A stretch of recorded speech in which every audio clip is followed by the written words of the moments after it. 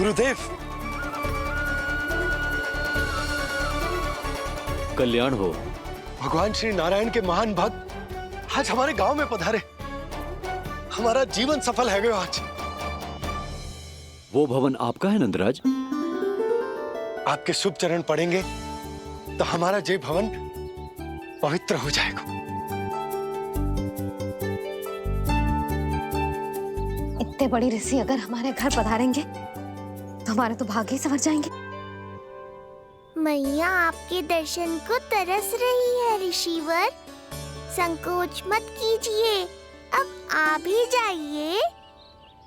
पधारिए गुरुजी। न जाने क्यों मेरे पांव अपने आप ही आपकी भवन की तरफ जाने को व्याकुल है नंदराज। पधारिए गुरुदेव, आइए।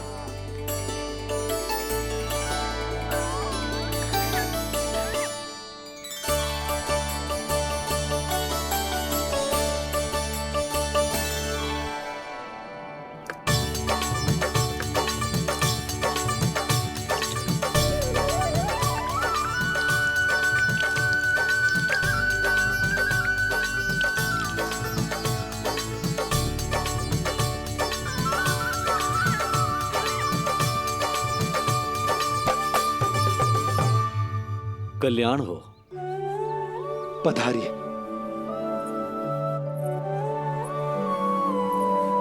आया तो था मैं रानी रोहिणी के भवन में, पर पता नहीं कैसे यहाँ खींचा चला आया। विराजिए गुरुदेव। महाराज, आप इसे भी रोहिणी जिज्जी का ही घर समझिए। मैं अब भी बुलाकर लाती हूँ। महाराज, ये हमारा सौभाग्य है कि आपने यहाँ आना स्वीकार किया। कहिए, क्या सेवा करूं मैं आपकी? मुझे आपके भाई वासुदेव ने भेजा है नंदराज।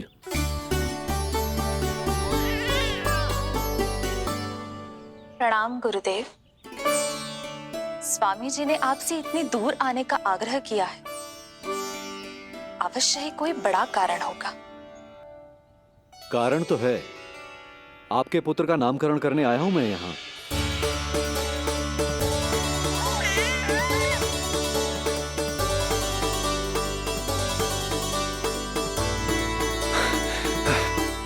ऋषिवर, तब तो आप अत्यंत ही शुभ दिन पधारे। आज का ही मुहूर्त निकलो है भाभी के लल्ला और हमारे लल्ला के नामकरण के लिए। परंतु पंडित जी गांव से बाहर हैं, इसीलिए आप। अब तो आप यहाँ आ गए हो, आप हमारे भी लल्ला का नामकरण कर दो ना। पुत्री, ये क्या कह रही हो तुम?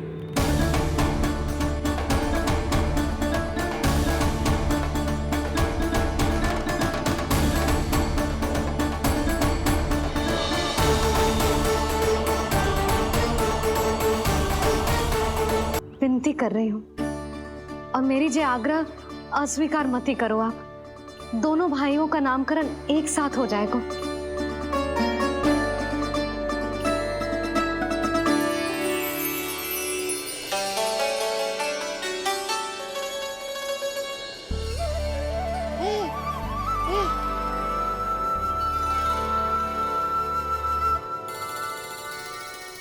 कितने प्यारे और निर्दोष बालक हैं।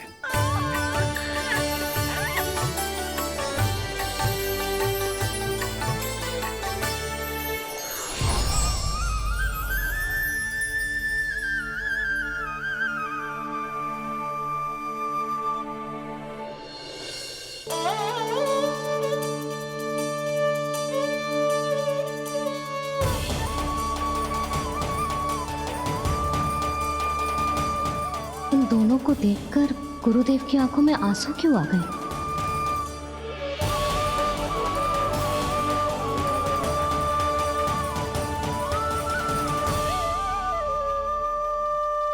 ये क्या कर रहे हैं ऋषिवर?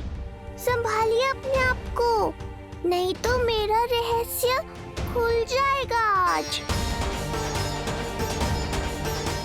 अरे ऋषिवर, हाथ मत जोड़िए। इससे पहले कि गड़बड़ हो जाए, अपनी नमस्कार मुद्रा को आशीर्वाद मुद्रा में बदल दीजिए। बात को समझिए, मैंने ये अवतार मैया और लल्ला के अद्भुत संबंध का अनुभव करने के लिए लिया है। पर आपकी भावुकता के कारण यदि मैया को मेरा सत्य पता चल गया तो ये संबंध ही बदल जाएगा।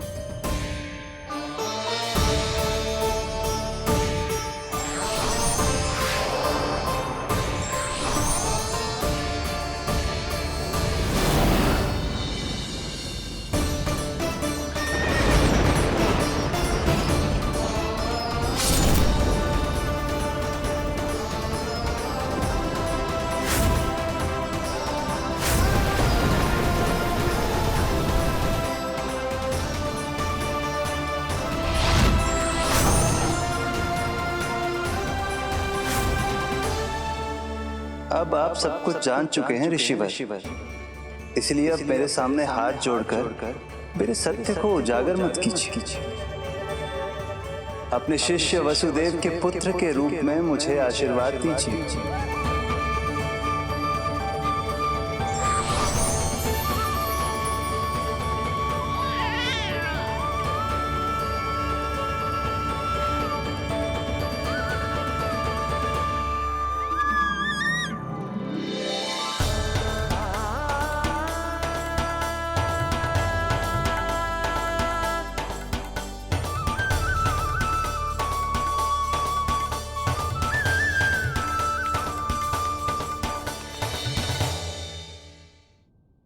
ऋषिवर, आप मौन क्यों हैं?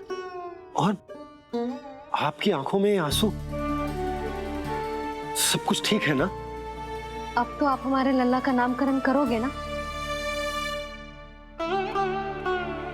इन दोनों का नामकरण करना मेरा सौभाग्य होगा पुत्री।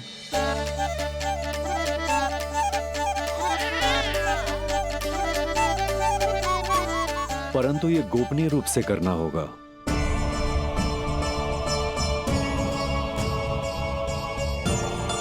अवश्य ही स्वामी का आग्रह होगा, ताकि कंस की बुरी दृष्टि हमारे पुत्र पर ना पड़े। ये तो बहुत महान ऋषि हैं, इन्हें कंस के अत्याचारों के बारे में अवश्य पता होगा।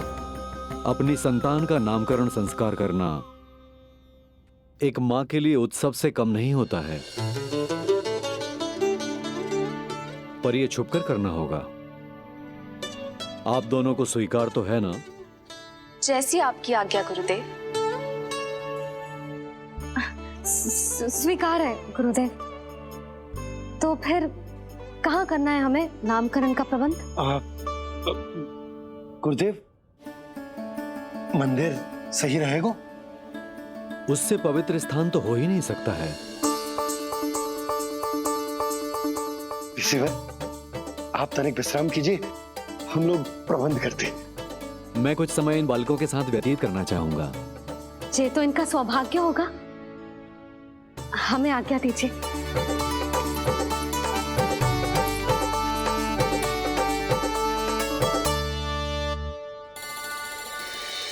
प्रभु, स्वयं भगवान होकर भी आपको बंदी गृह में जन्म लेना पड़ा।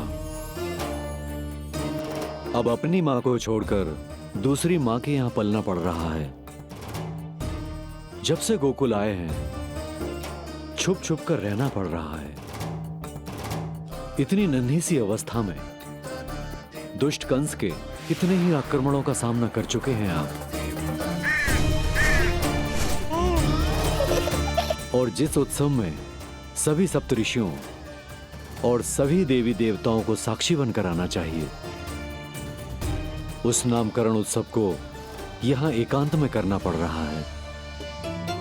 क्यों प्रभु, इतने कष्टों को सहकर ये अवतार क्यों लिया है आपने? दुष्टों का नाश करने के लिए, धर्म की स्थापना करने के लिए और सबसे अधिक मैया की ममता का अनुभव करने के लिए। पर इसके लिए इतने कष्ट? मानव जीवन लिया है तो कष्ट तो उठाने ही पड़ेंगे ऋषिवर। मानव जीवन की आंच जला रही है, फिर भी आप मुस्कुरा रहे हैं प्रभु। ये कैसा अनोखा अवतार है? आग आंच में जलकर भी यदि मैं नहीं मुस्कुराऊंगा तो अपने भक्तों को क्या शिक्षा दूंगा मैं?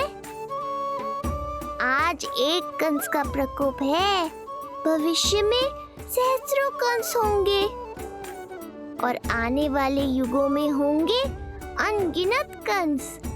उस समय मेरे भक्तों को पता होना चाहिए कि अपने कष्टों को कैसे सहना है और धर्म के पथ पर अडिग कैसे रहना है।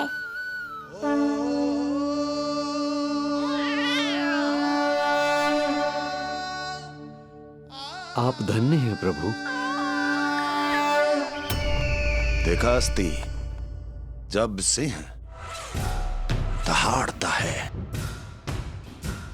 तो वन के सभी जीव जंतु इकट्ठे हो ही जाते हैं। वो सब जो मेरा विश्वास पात्र होने का अधिकार और ये सिंहासन पाना चाहते हैं, सामने आए। बुद्धि के बिना बल अपंग होता है महाराज, और मेरे पास बुद्धि और बल दोनों हैं। आप केवल आदेश दीजिए किसका संहार करना है।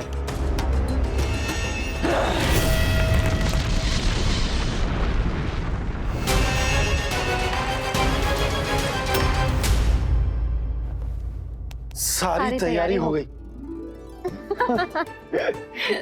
बोलो। आप गुरुदेव को बुला लो, मैं रोहिणी जीजी और बालकों को ले आती हूँ। यशोदा, तुम रुष्ट तो ना हो ना मुझसे? मैं भला रुष्ट क्यों होने लगी? नहीं, तुम जो उत्सव बड़े धूमधाम से करना चाहती थी और बहुत प्रसन्न हूँ मैं कि हमारे लल्ला का नामकरण स्वयं ऋषि गर्ग पूरे विधि विधान से कर रहे हैं। मैं समझ गई, उत्सव बड़ा हो या ना हो, प्रसन्नता बड़ी होनी चाहिए। अरे मैं तो इतनी उत्साहित हूँ कि दोनों भाइयों का नामकरण आज के शुभ मुहूर्त पे हो रहे हैं। तो इससे पहले जो बीत जाए, जाओ। आप ही बुला लो।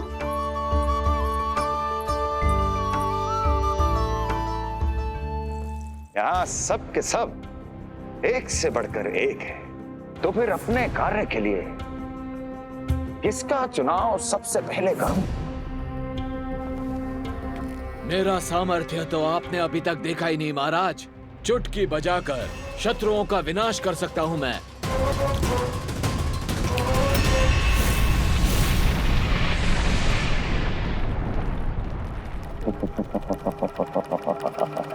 वाह! किंतु आपने तो बताया ही नहीं कि करना क्या है। वध करना है, एक नवजात बालक का वध। उसे साधारण बालक मत समझना। गोकुल में नंद के घर पल रहा वो बालक विष्णु का अवतार है।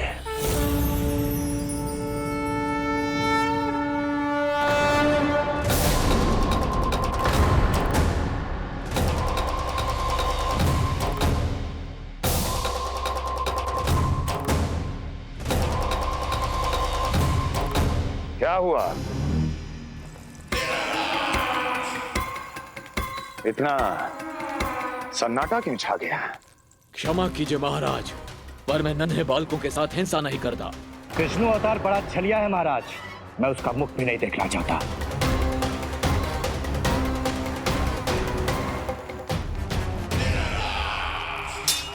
जाने दो इन्हें। वैसे भी इस सिंहासन के लिए मुझे कायरों की कोई आवश्यकता नहीं। जाने दो।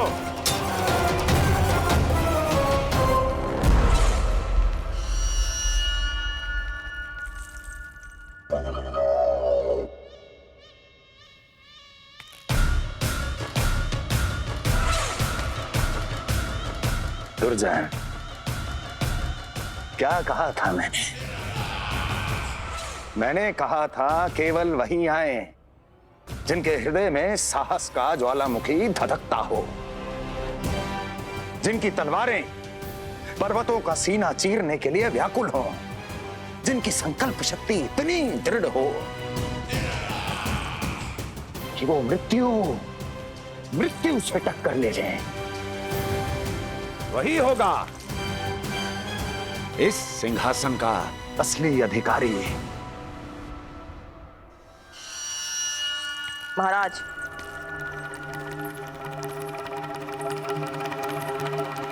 ना तो आपके दिए इस सम्मान का कोई मूल्य रह गया है और ना ही आपके भय का।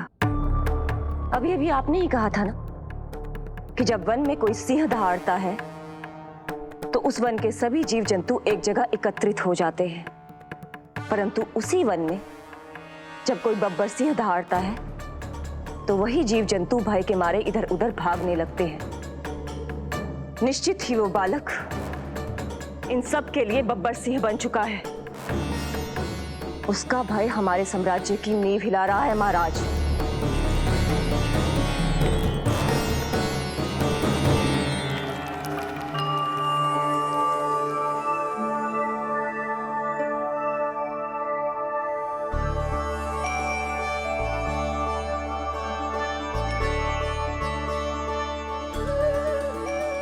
हे नारायण, मेरा मार्गदर्शन कीजिए। हे मां सरस्वती, मुझे आशीर्वाद दीजिए ताकि मैं दोनों बालकों के लिए सर्वोत्तम नामों का चुनाव कर पाऊं।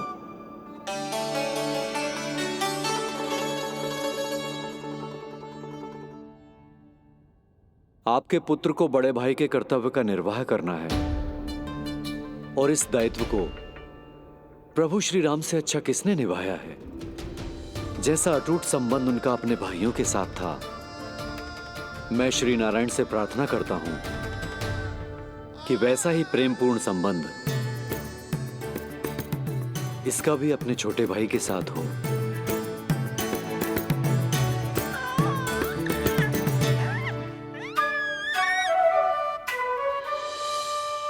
इसीलिए इसका नाम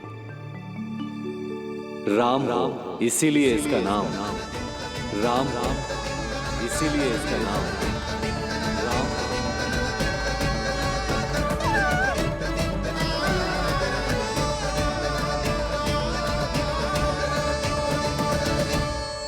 बड़े भाई में आदर्श, न्याय, संकल्प बल के साथ साथ शारीरिक बल भी होना चाहिए।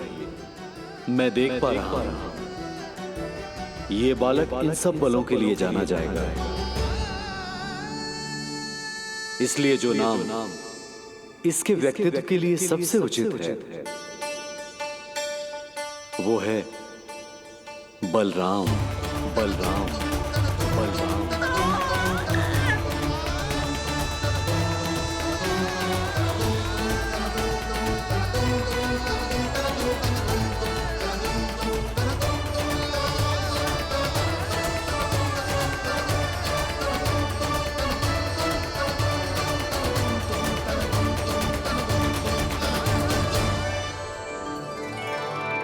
बलराम,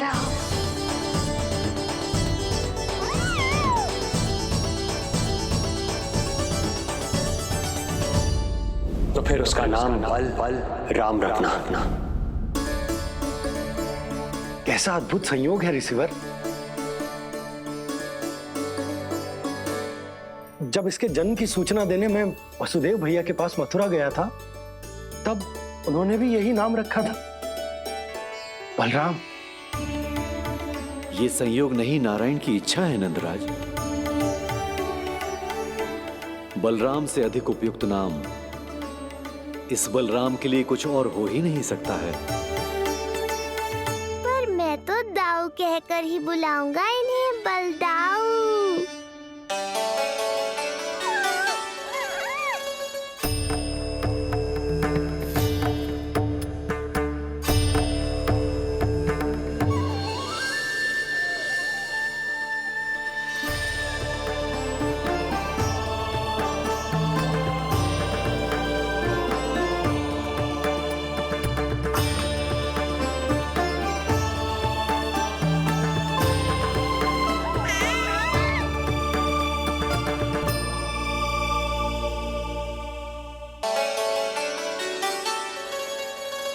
सुना पुत्र, आज से तुम्हारा नाम होगा बलराम। बलराम, बलराम।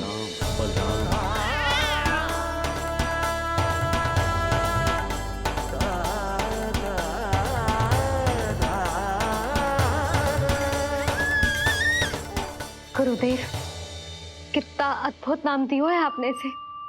अब मेरे लल्ला को भी ऐसा ही कोई उत्तम सा नाम दे दो।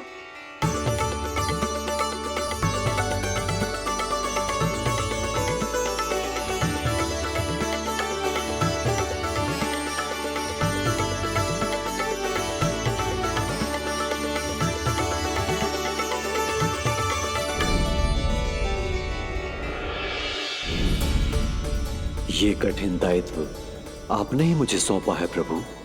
इसे निभाने की क्षमता भी आप ही दीजिए।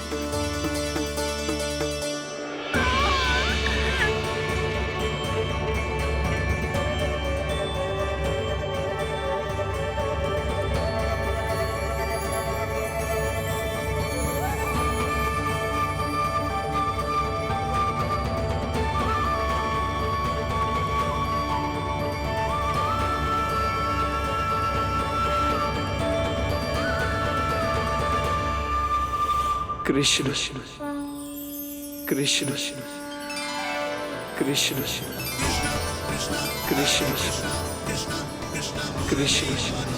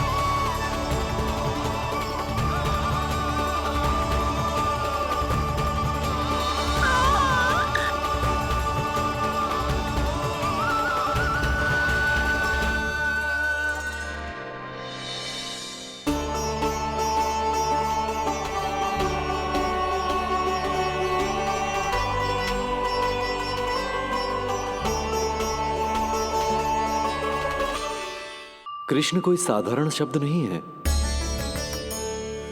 ये अनेक विशेषताओं से भरा हुआ है।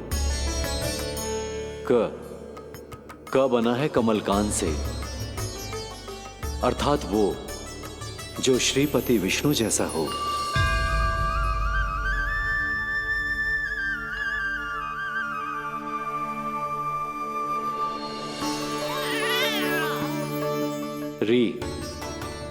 री की उत्पत्ति हुई है श्री राम से, अर्थात वो जो सबके हृदय में बस जाए। श ऐश्वर्य के स्वामी विष्णु के लिए, अर्थात वो जो समृद्धि लेकर आए।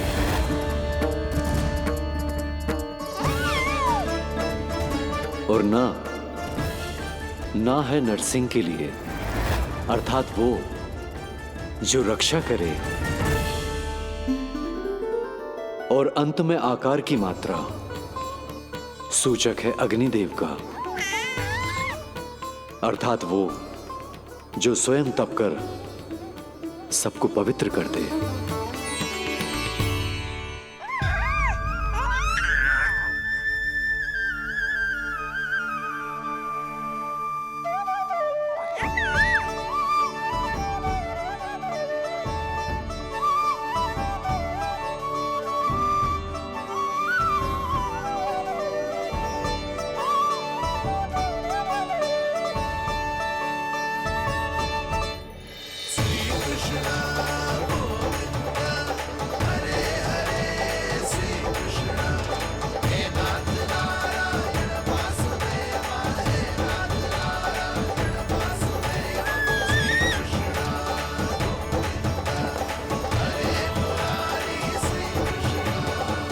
आज से तुम्हें सारा संसार जिस नाम से पहचानेगा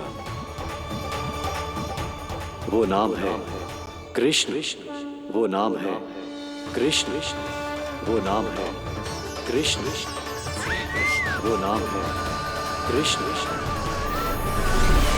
कृष्ण, कृष्ण, कृष्ण, कृष्ण, कृष्ण, कृष्ण, कृष्ण, कृष्ण, कृष्ण, कृष्ण, कृष्ण, कृष्ण, कृष्ण।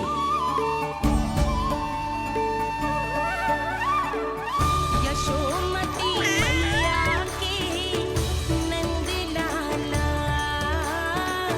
यशोमती मैया के नंद लाला।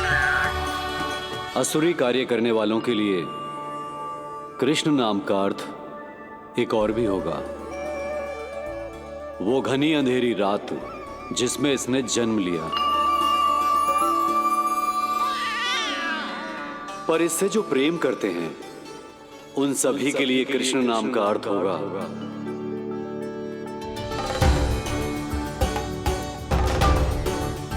अतुलनीय सुंदरता और अथाह प्रेम।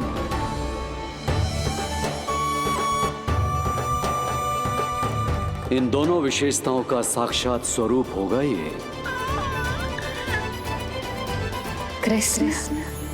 कृष्ण हरे कृष्ण कृष्ण कृष्ण मुरली मनोहर कृष्ण